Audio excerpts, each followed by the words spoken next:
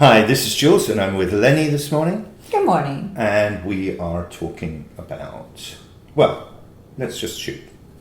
So I'm driving over here and I saw a woman walking down the street and she was not dressed up. She wasn't dressed particularly sexy. She was wearing like old kind of spandex shorts and kind of a frumpy t-shirt. She was just walking down the street. She wasn't dressed up. She wasn't in any way kind of girled up or anything. But she had these long red hair, which I imagine was probably the color of your hair before it started to go a little gray. And I was thinking about the markers of femininity, and I had this kind of this sense of longing.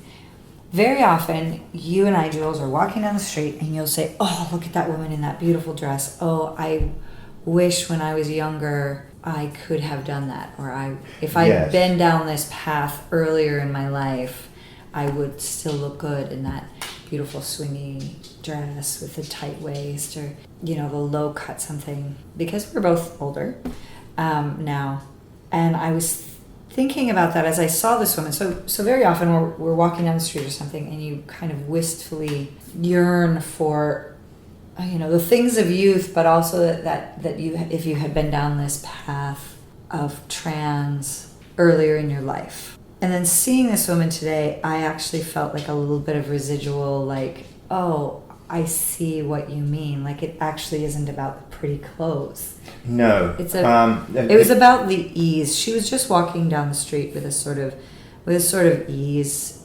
Right. She wasn't dressed up. Her hair wasn't done. Her makeup wasn't done. And it's a curious thing. I'm sure I'm not the only person who's trans who's felt this, where you look at someone they happen to be younger. And it's more likely to happen with someone who's younger. And you look at them and you see, and it's not necessarily regret, it's more recognition. I know I will never feel the brush of a nice long skirt against my calves as a 20-year-old girl who's perhaps on her way to a lecture at university or maybe going down to the store, and she's just moving through life in this very comfortable way, or what appears to me to be a comfortable way. And again, I wouldn't say it's necessarily regret, but it's recognition. I'll never experience that. Now, as I step into my transness at my age, I am living an experience which is very trans rather than female at this stage. But the further across that line I go, the closer it gets to being a woman's experience. I understand it's not quite there yet. I live on my male privilege. It's, we'd be denying ourselves our male entitlement if we pretended I've had a woman's life, I will live a woman's existence. That's not the case. I'm trans. In a sense, I'm privileged in that I've experienced something of both. And, when people come forward and the sort of what is a woman type of argument that sort of says, well, you've never had a female experience. Of course I haven't. I never gave birth. I never experienced my first period. I experienced different things. I experienced the trans experience. And it aligns more later, I think, with a woman's experience.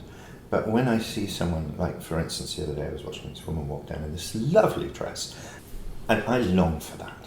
But thinking about it, that person who may be on the way to the store or the lecture, they probably don't consider that they're having any special experience in that moment.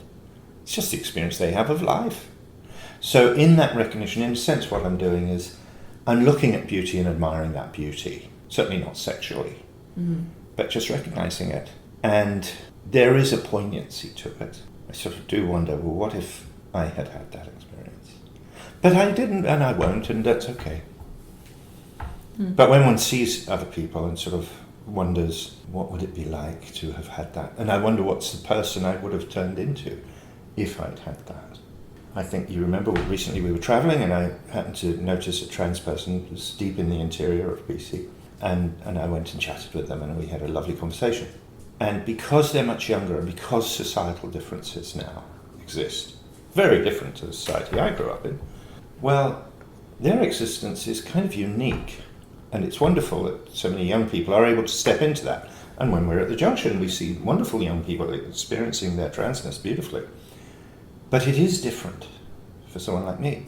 Same as I would imagine, I mean, as someone who's very much in the lesbian world, when you were young and the excitement of stepping into that must have been quite wonderful in a sense. I wonder if your experience today as a woman is very different from a woman who is heterosexual at your age. I mean, there's probably differences, and you may not even be aware of them, I would guess. It's very hard to be objective on these things. No, I've spent a lot of my life carefully observing those processes. So I do definitely see that being within the queer community has this creates a different. It's just a different environment. But how wonderful it is in a way that we do experience all these different things. Can you imagine the sort of Stepford wife, how she is experiencing this moment? It's completely differently to what we experience. I think our experience is probably a lot more colourful. Yeah, for sure. For sure. Yeah, I think where I was going with this when I started to tell you about seeing this woman today, and because very often when you have pointed out, oh, look at that woman in that beautiful dress, oh, I wish I'd had that experience, well, look at how her boyfriend gently holds the small of her back, oh, look at, and you have this sense of this, and I was just, I very often am like, I don't, because that was never my experience as a queer woman in that same way. But also, I understand that it's something that you longed for, but I don't necessarily understand your longing. Today, when I saw this woman who did not look like she was dressed, there we go, to use some jargon, she was not dressed for others' gaze. She was just dressed for her. Oh, that's lovely. She was not dressed for someone else's gaze. And then I got it. But there still was something very feminine about. Oh, absolutely. Worn out yoga pants and a faded t-shirt and her hair just down, not done. That grace. And for a moment I had a little bit of that sense of longing for you. That for a moment, how lovely it maybe would have been for me to see you walking down the street in your 20s, looking so easy. It's that we both have had this experience. The girlfriend who wakes up and goes, oh, I look terrible. And you just look at her going, you look like a fucking goddess to me. Right? Hair messy, sleep in the eyes, not dressed or special, but there is something about how a woman moves through that space. So I thought I had that. So I came in today wanting to tell you about that moment, because last time you had talked about, oh, look at that woman walking down the street. I will never know that. And I was, though I hope I was supportive to you, I couldn't really get into your longing. I couldn't really get it. For our listeners, I should explain that this is a recording, and this is how we do many of these. We're literally just sitting in a front room drinking coffee, and you're in a sense our guests as listeners, but this is the way the conversation flows with people like us. I do have an odd question for you though, which I should have briefed you on. By the way, if you can hear the lovely tinkling of bells in the background, that's actually one of the dog's collars. So, you're getting a very authentic experience as listeners. And now my dog is chasing her tail, so you're going to hear a bunch of scrabbling and possible growling when she catches it. We should take that tail off, if you ask me. Now, here's a question for you. We talk about this to some degree, this is the aesthetic of it all, but there's also some degree of the lived experience. But now, the first time as a lesbian, because you were quite young, the first time as a lesbian, you felt comfortable expressing affection in public. People talk about public displays of affection, PDAs, which actually, showing my age, a PDA used to be a personal digital appliance.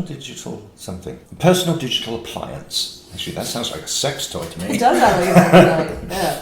But the first time you were comfortable expressing affection in public. Now, we do live in a very liberal city, Vancouver, and thank God we do. But when was that for you, and how did that feel? Now, weirdly, as you say that, I'm going, no, you don't. The first time public displays of affection were political statements. The first time I walked down the street holding a hand with a girlfriend was a "I dare you to fuck with us" moment. And it, until relatively recently, that is affection with your beloved in public is a political statement. And do you find it still is? It depends on where I am.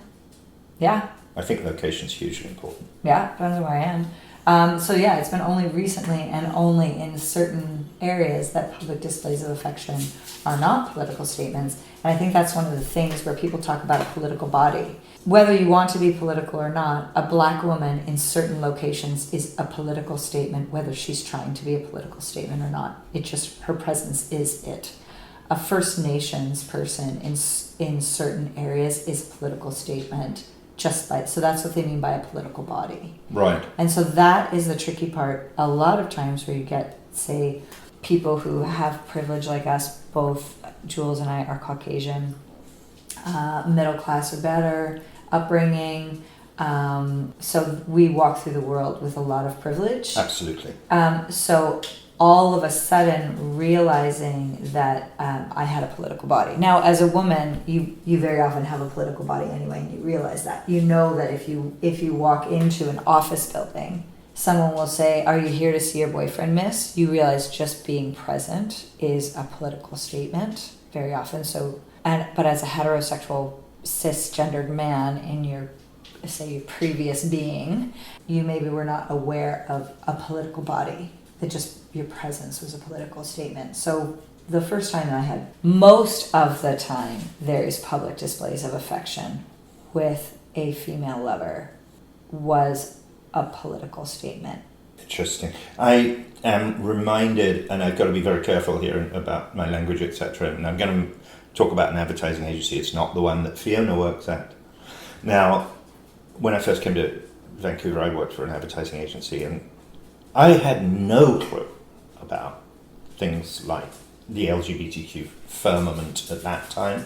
But one of our account executives worked for, and I won't name the bank, there was a bank client, it was a large bank client, and the bank's account handler at the client side was lesbian. And the agency put a lesbian account manager on it from the agency side.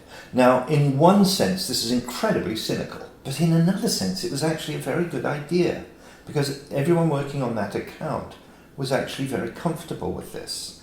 Essentially that team, and this is many millions of dollar account, they were all comfortable together. And I mean, in a sort of a strange way, there's kind of like a sexual apartheid happening there. But I still don't know what I really think about that. But in terms of the comfort of working with people and being in an environment, it actually worked incredibly well, and they held that account for many years. I'm going to take a really cynical take on that, but that's because I have worked through many industries where there are assumptions about your abilities to do certain jobs based upon your genitalia and who you sleep with, which are completely unrelated subjects. There's was plenty of times where I would be in a working situation and I would be getting, let's just say, a series of microaggressions that lets me know that I'm not, that I was not trusted to be doing my job.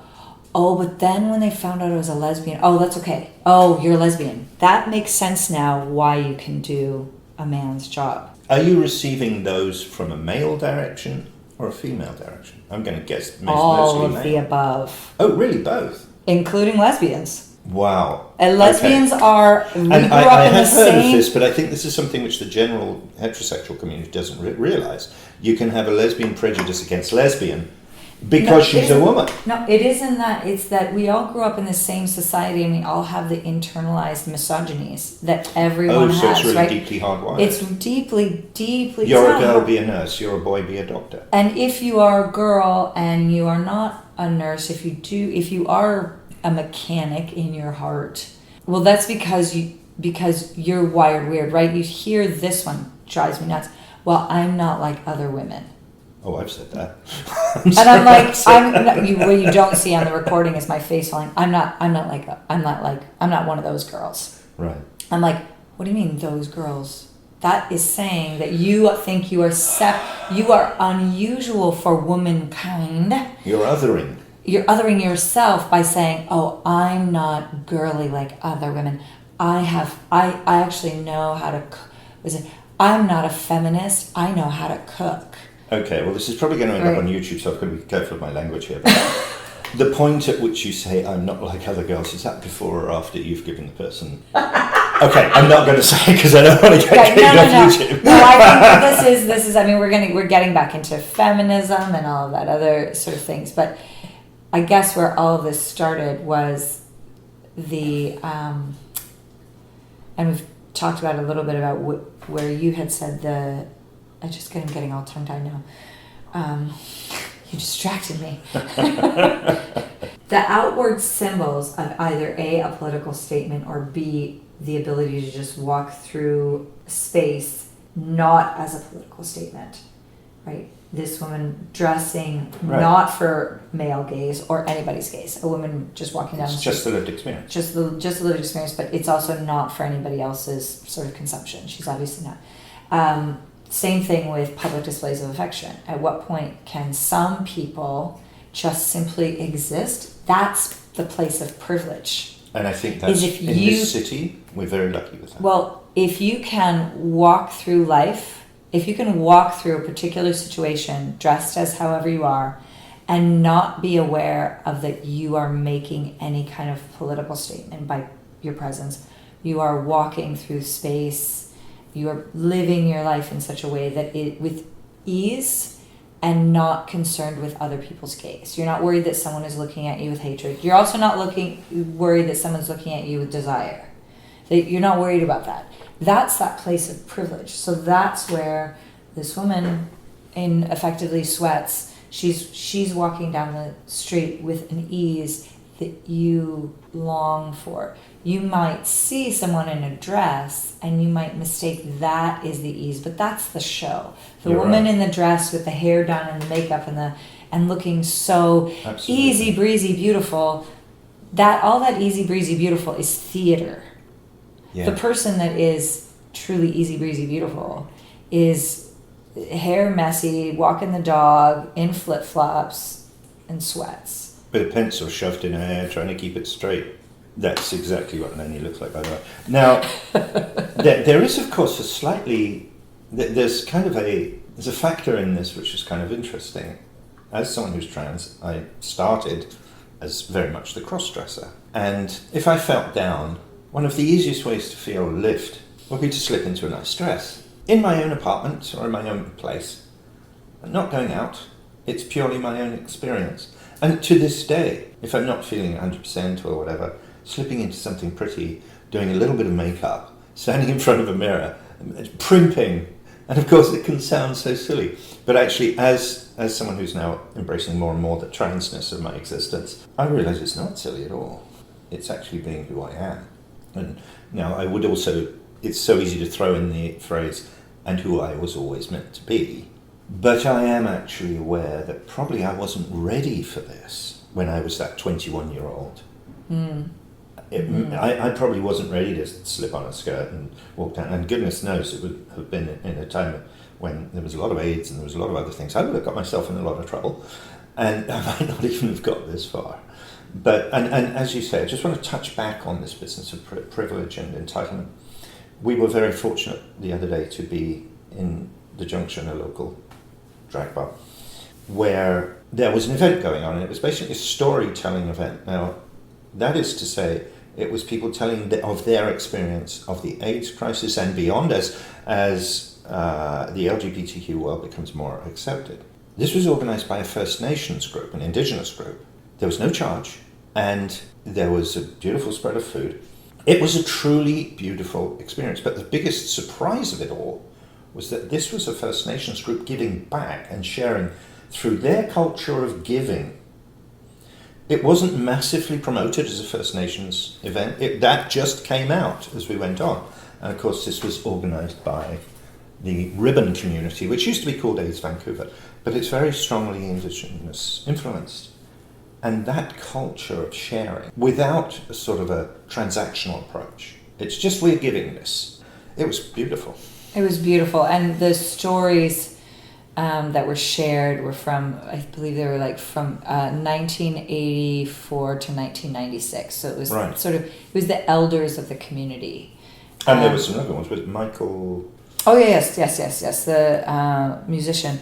It was elders of the community, not elders of the first, not elders of the Indigenous queer community. It was just elders of the queer community, and it was truly across the board, and it was really wonderful. So it was just really great to go to this thing, to share food and share stories and be reminded of what that experience was for so many people. Before we wrap up, I just want to touch on one other thing with that and how very different some approaches are. This is Pride Week. We'll be seeing Pride Parade. I'm fortunate I'll be in it. This is weekend. Vancouver's Pride Week. Right. Yes, it's different. Just to clarify, Pride is June 28th. And this is based on the New York. It was based on the start of the Pride movement. The start of the Pride movement was June 29th, 1969, and it happened at Stonewall Inn, and it was the Stonewall riots. Right. So Pride celebrates the start of the gay rights movement, June 28th, 1969, Stonewall riots. In North America, and then I guess in Europe too, the other way, Pride celebrations go chronologically east to west. So Vancouver is one of the later Pride celebrations because we are so far west from New York. But like Chicago's will be early July, and then Minneapolis's will be mid-July. Like, so they move across the country. But does Juneau have a Pride? Juneau does have a Pride. You're kidding. Juneau has a Pride, yes. Of course they do. Of course they do. And I think it'll be next week, or Anchorage might be this weekend too. Anchorage might be this weekend. Yeah. Well, what I was going to say was that one of the great things about this event, and it's just an observation, was that it wasn't overly branded. Now, when we go to Vancouver Pride this weekend, all of those floats are going to be branded. Yeah, the Pride with Parade. Advertising, whether it's from the insurance company, the bank, the pharmaceutical company. Yep. And some sports clubs get involved with it, which is a wonderful thing. I've seen some fire halls, I think, actually put a float in sometimes. First responders usually put in a float. Yeah. Yeah. There's been criticism at some points about the level of branding from some of the banks, though, haven't there? The corporatization of prides across the world has been an issue and a bone of contention. I think that's fair enough. And I mean, we're not even going to get into the subject of police being involved in it, because that's such a complicated one. It's a very complicated relationship. I've walked into a bank before and been probably a little bit flamboyant and known damn well this bank's not going to give me a loan. Now, why are they putting a float in Pride when sometimes they're the problem? Yeah, we're going to get into that. That's a whole, and that's another episode. Maybe we'll do that one another day. The corporatization of gays, which is a whole other thing. So that's there's many things on sort of the political. And there's definitely some different ways to look at that. I think J&B's advertisement, which they ran one Christmas around the emergence of a trans boy, was just a beautiful thing for J&B whiskey to do. Gets my vote every time. I think Bud Light is a very difficult one. There's a lot of people who are saying now Bud Light knew exactly what they were doing. They were courting drama. Yeah, and some of your folks may not know about sort of how... It's easy enough for you guys to look it up. Yeah, exactly. Yeah, and that's a whole other thing, because I could kind of rail... I might put a link into J&B's, a link in the description to J&B's advertisement, because it was just so sensitively done. It was a beautiful piece of film. But the corporatization of Pride, and that's a whole other... We'll talk about that maybe next week. Yeah. Now, I hope you're enjoying this. It's Lenni and Jules, and we do these talks from time to time. I think this is pretty much coffee with Lenni and Jules. I think it's coffee with Lenni and Jules. It's coffee with Lenni and Jules. We're going to have to get into a better room that's less echoey, and maybe where my dog isn't making quite so much noise. As some people would say, it adds authenticity. There you go. Now, having said all that, Do look at the Fiona Dobson website, and you'll see that there's all sorts of different things on there. There's some interesting stories, there's some fun erotic stories, but there's also occasional political news and bits and pieces. And you'll see we're not exactly... Well, we're on the liberal side of the spectrum, let's put it that way, but it's not to say that's exclusionary. Now, in the meantime, we'll get back and do another one of these at some point soon, and I hope everybody who's listening to this is enjoying their versions of Pride, whenever they may be, as much as we are. Happy Pride. Happy Pride. Happy Remember, Pride. the first Pride was a riot.